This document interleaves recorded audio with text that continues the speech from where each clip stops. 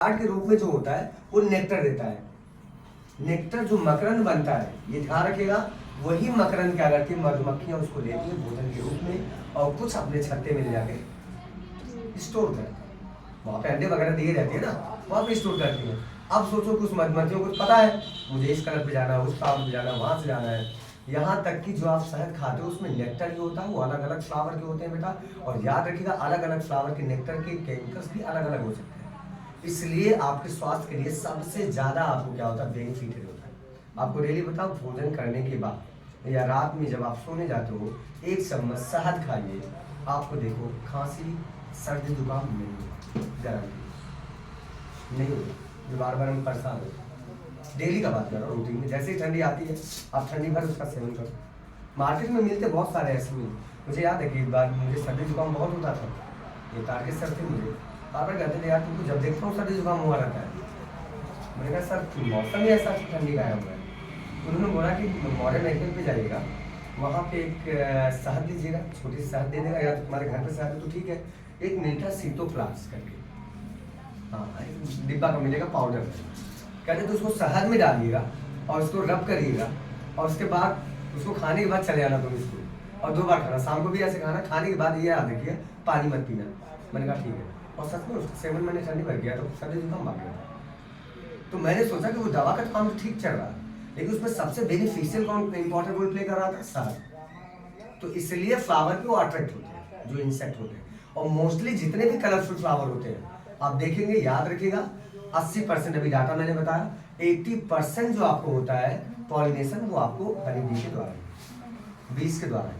बाकी जो और भी है जैसे बटरफ्लाई का मैंने बता दिया, तो बटरफ्लाई भी कुछ फ्लावर को इंटेक्ट होती है, उस पर जाती है, उसके द्वारा पॉलिनेशन होता है, तो उनको बोलते हैं इंसेक्ट पॉलिनेशन।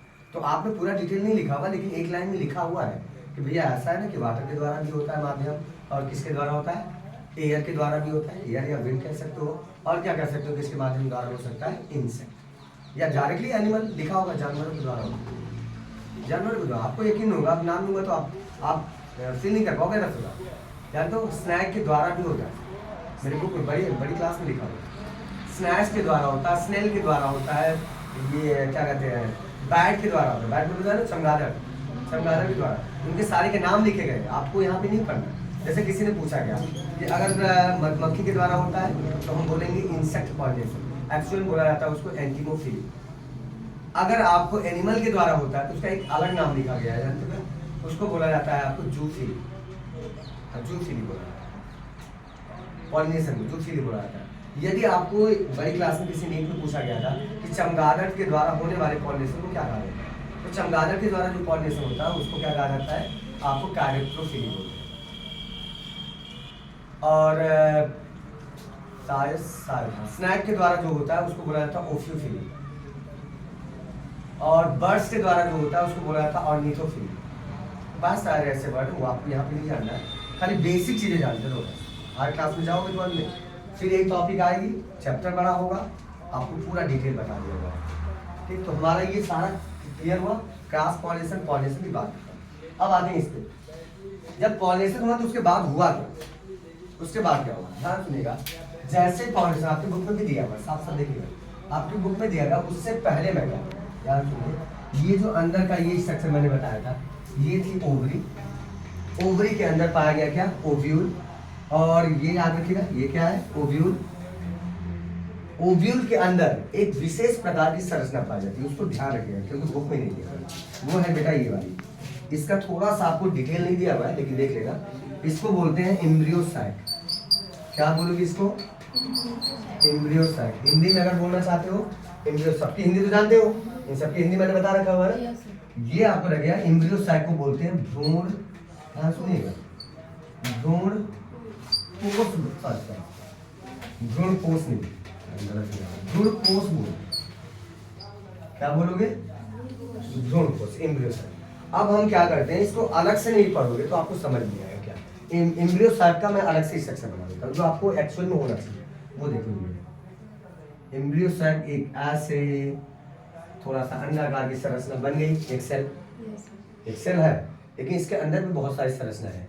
याद रखो इसके अंदर बाहर ऊपर की तरफ, याद रखिएगा ये 3 तरह की सेल होती है, 3 टाइप, एक ही तरह के, 3 तरह की नहीं, एक ही तरह की 3 सेलें होती है ऊपर की तरफ। ये तीनों की तीनों सेलों को जानते हो क्या बोलते हैं? इसके अंदर के बाहर मैं बता रहा हूँ, जो आपको बुक में है इसको बाहर करके मैं बता रहा हूँ, थोड़ा सा ब्रॉड करके कि आप देखो तो एक्चुअल में क्या है। इसको बोला जाता है एंटीपोडल सेल। क्या बोलते हैं? Antipodal cells. याद रहेगा ना? इसको बनाएगा जरूर, रफ में बना लेना क्योंकि भूल जाएगा, डिटेल में एनसीईआरटी में दिया नहीं है पूरा डिटेल।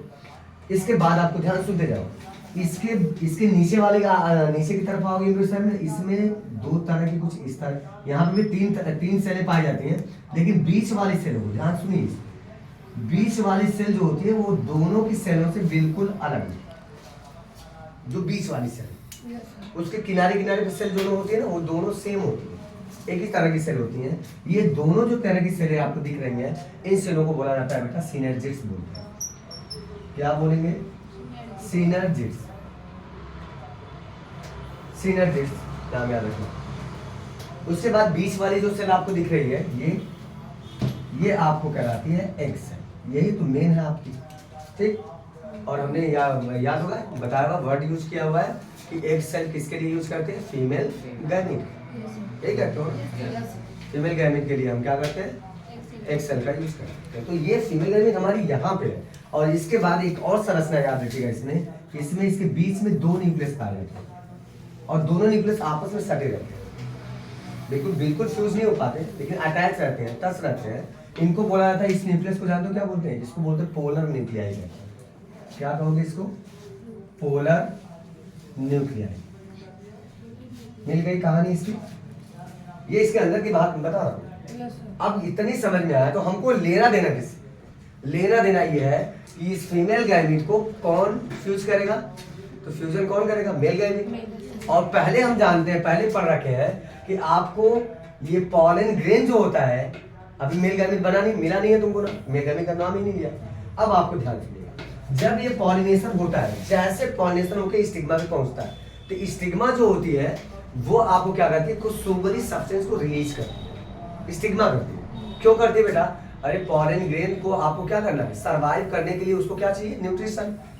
न्यूट्रिशन चाहिए, नहीं तो वो डेड कर जाएगा ना, और क्योंकि वही आगे मेल गैमीट का निर्माण करवाएगा। तो वो आपको क्या करता है? जो स्टिग्मा होती है वो कुछ सुगरी सब्सटेंस को रिलीज करती है, जिसके माध्यम से इसका क्या होता है? न्यूट्रिशन मिलता है।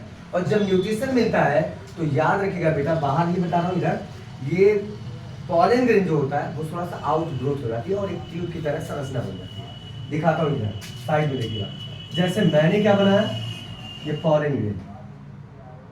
याद रखिएगा, पॉलन ग्रेन को डिटेल में नहीं बता रहा, इसका डिटेल आप बड़ी क्लासेस में पढ़ोगे।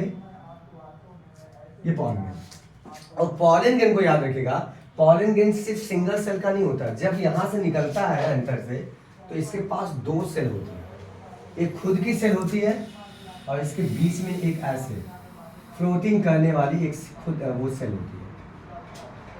अब इसका डिटेल नहीं, ये पॉलन ग्रेन बना है। ऊपर वाली लेयर को बोलते हैं एक्साइन, बीच वाली लेयर को बोलते हैं, अंदर वाली को कॉन्टिन्यूस जो होती है उसको बोलते हैं इंटाइन। बड़ी क्लास में सारे केमिकल के नाम बताऊंगा, ये आपको याद रखिएगा सिर्फ इस सेल का नाम। ये जो सेल आपको दिख रही है इसको बोलते हैं जनरेटिव सेल। क्या बोलते हैं? Generative cell. जनरेटिव सेल बोलते हैं। और वो बड़ी वाली सेल क्या कहलाए फिर? ये जनरेटिव सेल एक सेल के अंदर है ना, और इस सेल देखो जनरेटिव सेल का न्यूक्लियस यहाँ पे और एक न्यूक्लियस यहाँ पे भी मैंने बनाया हुआ है ना। अब ये सेल क्या कहलाएगी? बड़ी वाली जो दिख रही है इसको बोलते हैं वेजिटेटिव सेल। क्या बोलोगे? वेजिटेटिव सेल बोलोगे। हो गया वेजिटेटिव सेल। अब आपको क्या होगा कि जब पॉलिनेशन इसके पास गया था, इसको न्यूट्रिशन मिला बेटा, तो होगा क्या? कहानी में इंटरेस्ट देखो, ध्यान सुनिए, सुनते जाओ सर। ये होगा क्या? इसका आउट ग्रोथ होगा, और ये जो बाहर वाला लेयर होता है ना, ये बाहर वाला लेयर जो दिख रहा है आपको, यहाँ पे देखोगे छिद्र पाया जाता है। ये देखो डिसकंटिन्यूअस बने वाला, लगातार नहीं बनाया हुआ। तो जब भी अंदर की सेल का साइटोप्लाज्म बढ़ेगा तो ये आउट ग्रोथ बढ़ेगी, तो आपको ऐसा संरचना निकल के मिल जाएगा ना, ऐसे देख रहे हैं? ये मिल गया। आगे आपको कैसा दिख रहा है? ट्यूब की तरह एक ट्यूब बना, तो उसका नाम क्या रखेंगे हम? ट्यूब कहां से निकली थी? पॉलन ग्रेन से, तो क्या बोलोगे उसको? पॉलन ट्यूब बोल सकते हो ना, नॉर्मली बोलो भाई, इसको क्या बोल सकते हो आप? यही आपको पॉलन ट्यूब है। क्या है ये